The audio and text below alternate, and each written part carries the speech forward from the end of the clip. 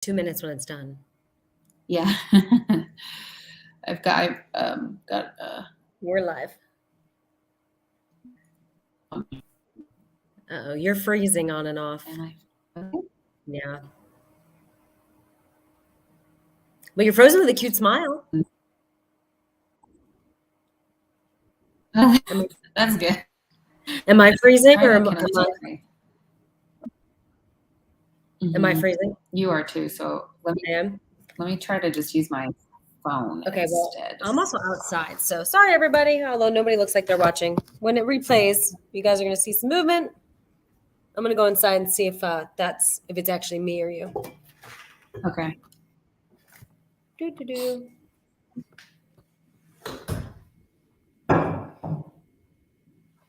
Oh, it could have been me. I think we're not freezing anymore.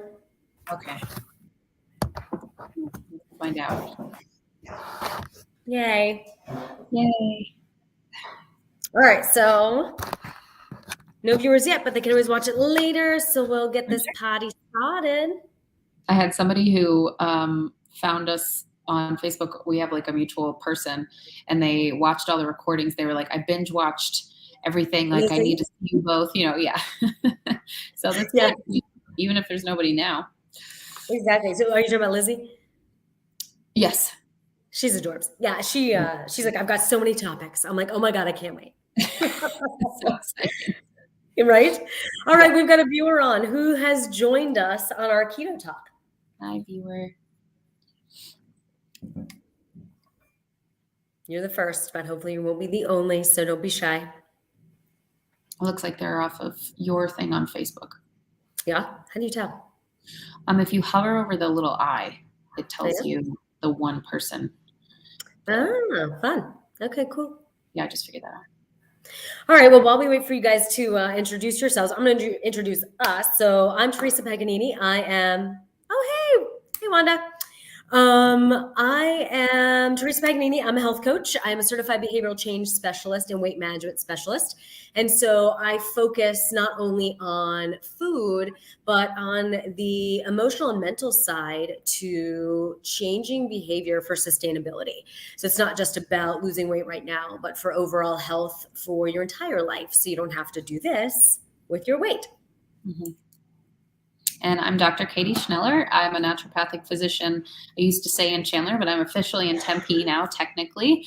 It is a brand new office, and I'm super excited. And I love doing these podcasts with Teresa because we're so like-minded, and that's the whole point of alternative medicine, right? Oh, did I freeze? We okay? You did for a second, but you're back. And so today's topic is keto, correct? It is, yeah. So we were talking about intermittent fasting last time. And so staying on the theme of just like the fad diets for right now and what's good about them, what's maybe not good about them, some misunderstandings, and really just answering some questions. So Wanda, I'm curious, what's your either history or curiosity with keto? I know for me, I've had a lot of doctors, not naturopaths, but regular Western medicine doctors, advise my mother, her friends, some clients of mine to go keto. And so hearing that, I was very interested to understand kind of what their thoughts were. And, it's such the rage and how much everybody actually understands about it. Yeah. I've had a ton of patients who have been on it too. So just learning new ways to eat healthier, Wanda says. Yeah. And so I love it. I love that you're open-minded, Wanda, and that you're interested in really learning, being educated so you can make the best decision for yourself. So I think that's fantastic. Mm-hmm. And I know we have somebody else on too. So if you want to pop in, say hi and give us your thoughts on keto while we chat about it. And Wanda, if you have any specific questions about keto, throw it in the chat. Let's make this very specific to our viewers and what you guys want to know. But while you do that, Dr. Katie, as a naturopath, what are your thoughts on keto? Yeah, so I've had a number of patients on it. I haven't had anybody specifically that I've put on it for one reason or another, simply because it's a little bit difficult as a doctor to provide health specific research with keto diet and what it does for you. We know about these accidental benefits kind of, but there's not been any scientific studies specifically on ketogenic diet in relation to a lot of things. It's just that we've accidentally found out that ketogenic diet helps you with cardiovascular disease. It helps balance blood sugar. It helps balance cholesterol. It can help a lot of people report focus, like increased mental clarity. So there's all these kind of side effects, but I've never said do this because I want to always be able to have the research behind it and say, like, if you don't trust me, here's the paper, right? And we just don't have a lot of that yet. Yeah. So Shawnee, who's a childhood friend of mine, I love Shawnee. Aw. I've known her forever, but she's on the keto diet and over a year and is successful and enjoys it. And so I think that's what you'll see a lot is that people that are on it and love it, love it. Yes.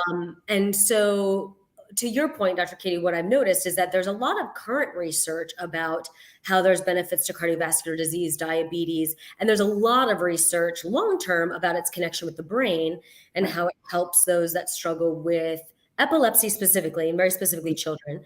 Right. But there's new studies obviously now about its help with Alzheimer's and even some brain cancers. But the long-term studies are very, very limited. And I think that's a huge concern for me too. What I find very interesting, so genetically, I have high cholesterol. So even though I'm super healthy and I try to be fit and all these things, when I go to the doctor and I Western medicine doctors, I kind of flip around and I'm always at different ones. But every time I see one and they see my cholesterol and they see that I'm a smaller person that's pretty fit, they're like, oh my God, are you keto? And across the board, that's their reaction. They're like, we see it all the time. People just want to lose weight and they go keto, but their cholesterol goes through the roof, which is funny because the things that you hear on the other side of the spectrum is how cholesterol improves with keto, right? Yeah. So It's really contradiction.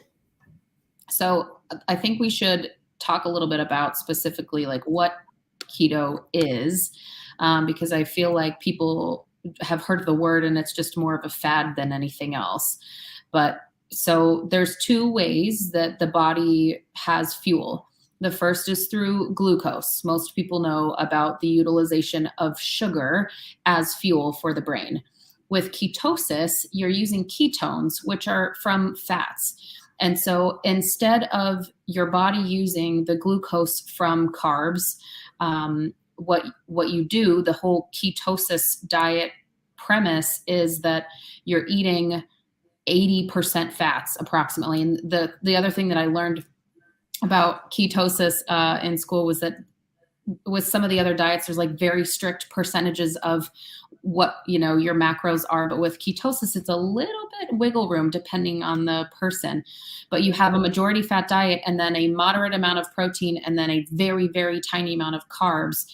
And the whole point is that people lose weight and have these added benefits because the body uses fat stores in addition to the fat that you're eating. So yeah, that's the whole, just a little bit of breakdown there. Do you want to add anything, like kind of basic info?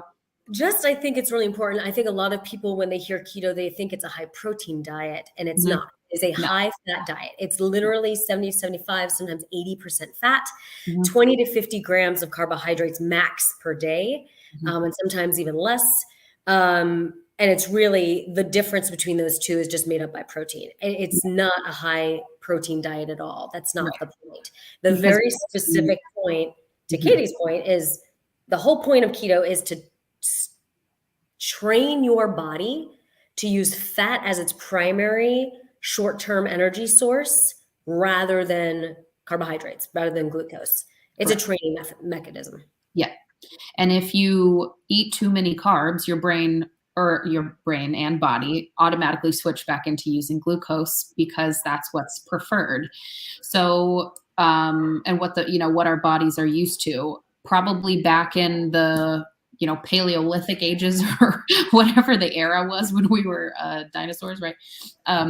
We were accidentally probably in ketosis because what we had access to was berries and nuts and, other like high fat things, but not intentionally, of course. And so, yeah, and to the protein point, protein can be used as glucose. It goes through a process called gluconeogenesis, which basically just breaks down into we're making new glucose. So this is not the same as high protein. It's a moderate amount of protein, but it is not high protein. It is focus on the fats. Yeah, it's basically just enough protein so you don't lose your muscle mass. Yeah. So benefits of keto, right? We talked a little bit about some of the benefits medically have a lot to do with the brain. The brain predominantly uses glucose, about 120 grams per day, right? That's its predominant form. And so something there where there's a hiccup in the brain, by turning that off, it kind of just helps recalibrate it, which is why it's been so helpful for epilepsy and potentially long-term for Alzheimer's and brain cancers and things like that. Yeah. From a dietary standpoint, since you do have some patients that are keto, not necessarily by your recommendation, but they are keto, from a blood work standpoint, are you noticing any trends with your own patients? I actually was hoping that I would because so far I haven't seen high cholesterol in my patients that are eating primarily meats and cheeses and nuts and avocados and oils.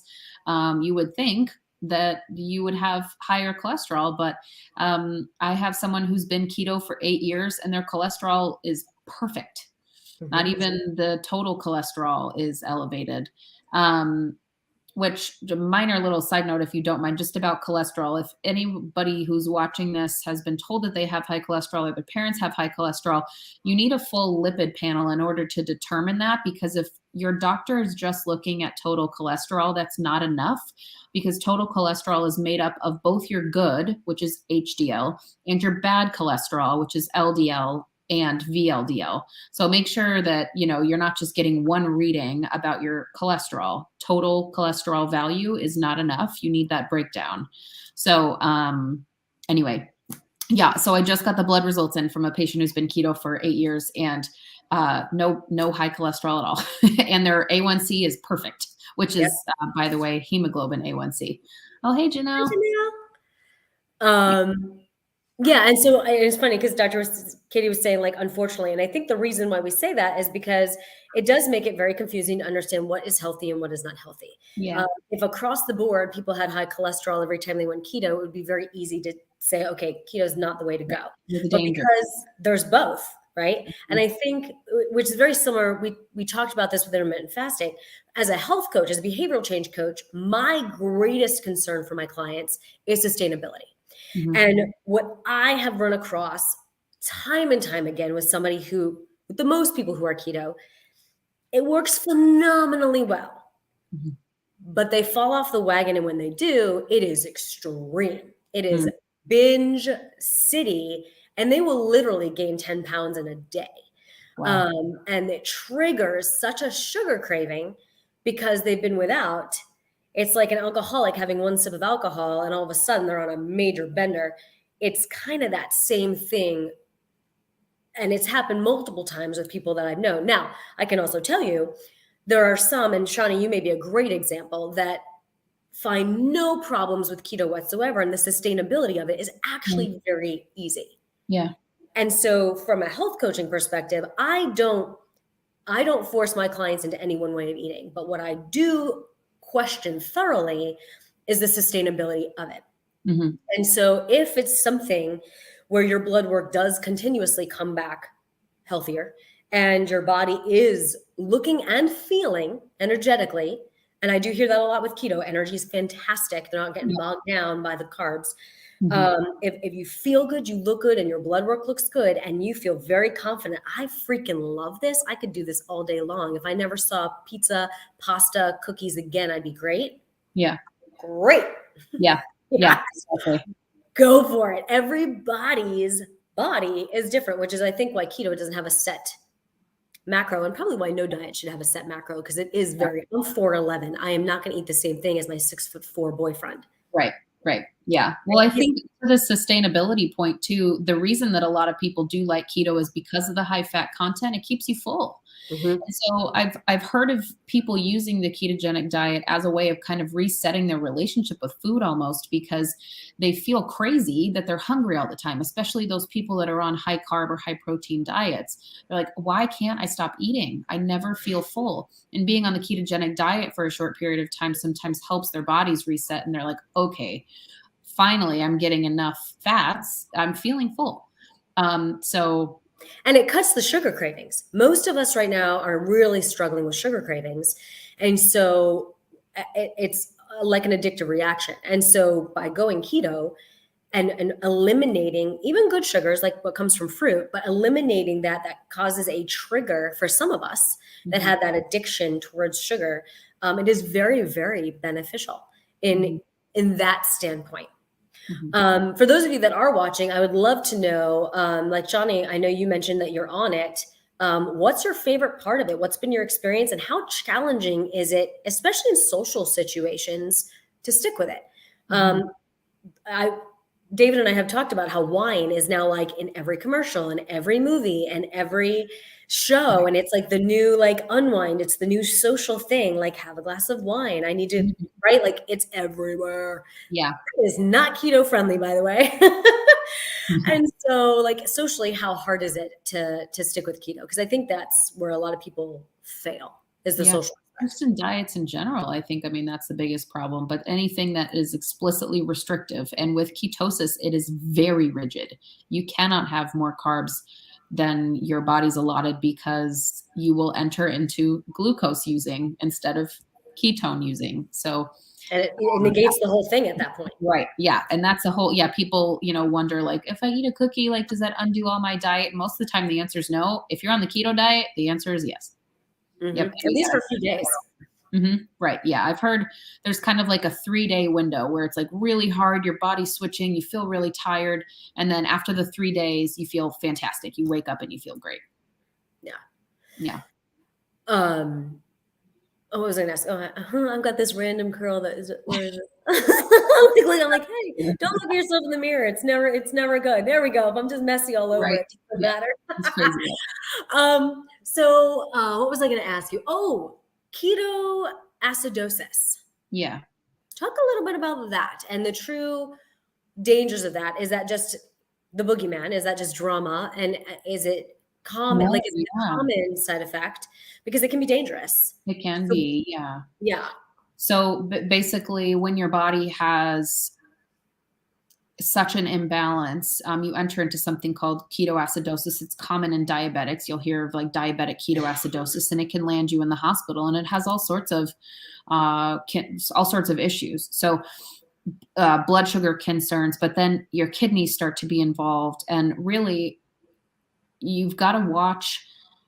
This is where we kind of like get into the anything too much is too much at some point, whatever that phrase is. I've completely lost it. But you want to be sure that whatever you're doing is healthy for you. So if you're on a diet and you're feeling really exhausted and you're feeling really hungry and you're starting to get headaches, any other type of symptom, then that's not the diet for you. Yeah. And I will tell you this, I've known a few people that haven't lost a pound on keto. Really. I can tell you for me personally, it was not successful. Now, if I do lower my carbohydrates, I am successful. If I go to a ketogenic level, I am not. Mm, Everybody's body is different. And so you really, what I tell every client I work with is you need to be your greatest expert. No matter how much Dr. mm, Katie and I know about the science, that has nothing really to do with you. So sure. we've got to combine our expertise with the generic science to your expertise on you. And if you're not self-aware and you're not paying attention to how you feel or what your body's doing, it's difficult to create a successful program for you because it's one-sided based on generic scientific content, and everybody's body is different. Yeah. Yep. And that's why it drives me so crazy sometimes when, we ask our friends and family, or we post on Facebook about, can I have advice on such and such? And it's really, if you're watching, like, stop doing that. Go see a provider, know yourself enough, and then convey to them what you need to. And if you have a type of provider who doesn't listen to you, then they're not the right doctor for you either. I think that we've hit on this almost every single time. You are your own best advocate, but you also need to have a provider that's going to believe you too. So everything is dependent, and medicine should be individualized. What we give you or prescribe for you to do shouldn't be based off of anything outside of specifically you and your symptoms and your blood work and your reports on your medical history and how you currently feel. So, yeah. Yeah. So I'm going to share in the chat. I found a really good article, I thought, Yeah. on keto. And so I figure as we're sharing info, let me throw that in there. There we go. Oh. Wow. Okay, Well, it's all on the different pages. I was like, oh my God, why is it? Why did I post so many times? So anyway, this is something that I thought was really good. It's from the Harvard. And it's talking about keto, and I like that it's very open-minded. There's some doctors that are straight up 100% keto all the time. There's others that are like, no, keto doesn't have enough scientific research. And then I think like Dr. Katie and I, we're open-minded to what are people's experience. The science can say one thing, but people and their real life experience are scientific experiments in and of themselves. Right. And so understanding from our own experience with our patients and clients, what's going on. And I liked this. I thought it was pretty balanced in some of the education. So Wanda, you may find this interesting as you're looking for education about various ways to eat healthy. Mm-hmm. Mm-hmm. We should note too, just while we're on the topic, because I feel like we usually do this, is who these certain diets are not for. And so you'll hear some of this overlap, right? Where we talked about intermittent fasting last time and who these diets are not for. So just a quick list of people who should not do the ketogenic diet just overall. If you have kidney or liver disease, if you have something called muscular dystrophy, which is like muscle wasting, any type of gallbladder disease. And guys, if you don't know, this is like a big topic and honestly could be something that we hit on at some point soon. If you have, when we say gallbladder disease, if you have an issue digesting fats, like you notice loose stool, you have abdominal pain, especially up in that this upper quadrant, then you possibly have, even gallbladder colic or stones even. So if you have trouble with fats and you have abdominal pain when you eat sometimes, please come see me. If you've had gastric bypass, it's not recommended that you go on the ketogenic diet. Any type of other rare metabolic disorders, pancreatic insufficiency, which basically means the pancreas is not giving you the digestive enzymes that you require. This can cause a lot of pain and a lot of digestive concerns without those. If you're someone who's prone to kidney stones, ketogenic diet is not for you. Any type of blood sugar issue, type 1 diabetes being the biggest one. Or on the opposite end, hypoglycemia. What'd you say? Sorry. I say anybody who tends to run towards gout. Yep. Absolutely. Yes.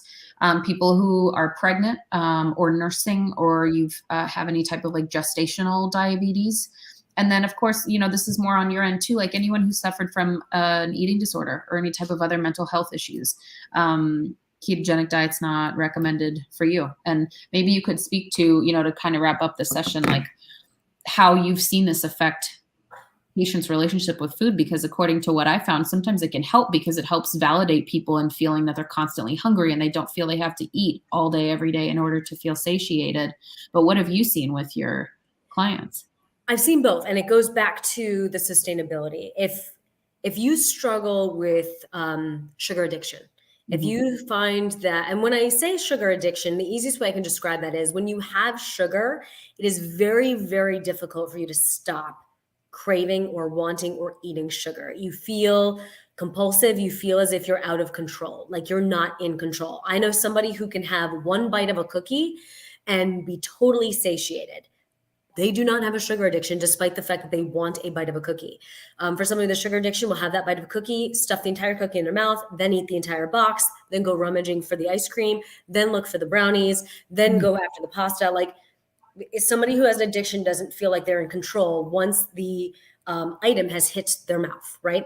And so for somebody who struggles like that, the ketogenic diet is actually a very good diet to control that.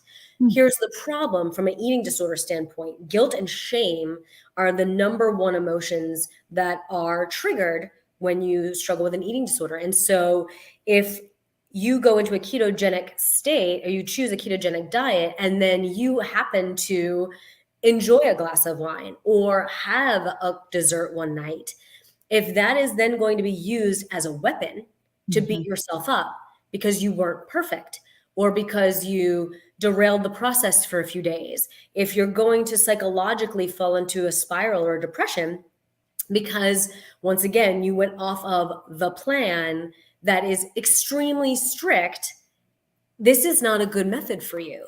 Balance that takes away severe restriction of anything is the best way to go because your problem is not a food problem. Your problem is a mind problem. And that needs to be handled completely differently than focusing specifically on diet. And I know Janelle was on the call. I'm not sure if she still is, but Janelle is studying specifically for eating disorder psychology. So anything you want to throw in there as well, Janelle, would be fantastic. But yeah, that's my thought on that. Based on how your relationship is with food, how much guilt and shame play a role in your eating decisions and your eating reactions really determines whether you should go on any type of restrictive diet. That doesn't mean you shouldn't try weight loss. And that's when you should reach out to me because that's my specialty, is creating the right balance that doesn't trigger emotional trauma, but also allows you to lose weight in a sustainable way. So that's, I don't know if that was a long answer, but that's kind of my thoughts on that. Yeah. All right, guys. So for the last few minutes, if there's any specific questions that we didn't cover something, you want some more clarification on it, we would love to answer those for you. I don't know who's still on the call.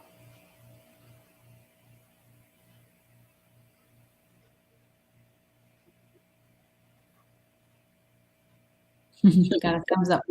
Woohoo! Any final thoughts, Dr. Katie? I don't think so. Just as always, the usual disclaimer, right? This is not medical advice from either of us. Everything needs to be individualized. You need to talk to your doctor about it. If you don't have a doctor, you don't have a health coach, come see us. We'd be happy to give you specific individualized treatment and recommendations. It's more just for information and blunt and biased facts. Yeah, I love it. So question for you, Dr. Katie. I got a recommendation for our next topic to talk about the microbiome. What is it? How it affects us? I'd love to. Yeah, so for those of you that are on the call, if you agree that that's a good topic, throw a thumbs up on there so we can see the interest level in the microbiome. What the hell is that? Much like science. I know that's boring for the majority of people, but we can certainly break it down a little bit. Well, and that's it. If we do layman's terms and not get, a 30-minute call is not going to talk all about the microbiome. Yeah. Facebook user, it says. Facebook user. I don't know who you are, but yay, thank you. Yay. All right, everybody. Thanks for watching. Yeah. So in 2 weeks, Dr. Katie will and I will be on the same channel, same time. So put it on your calendar. We'll have an event on our pages set up so you guys can register and have it on your calendars. But 2 weeks, we will see you then. Bye. Bye.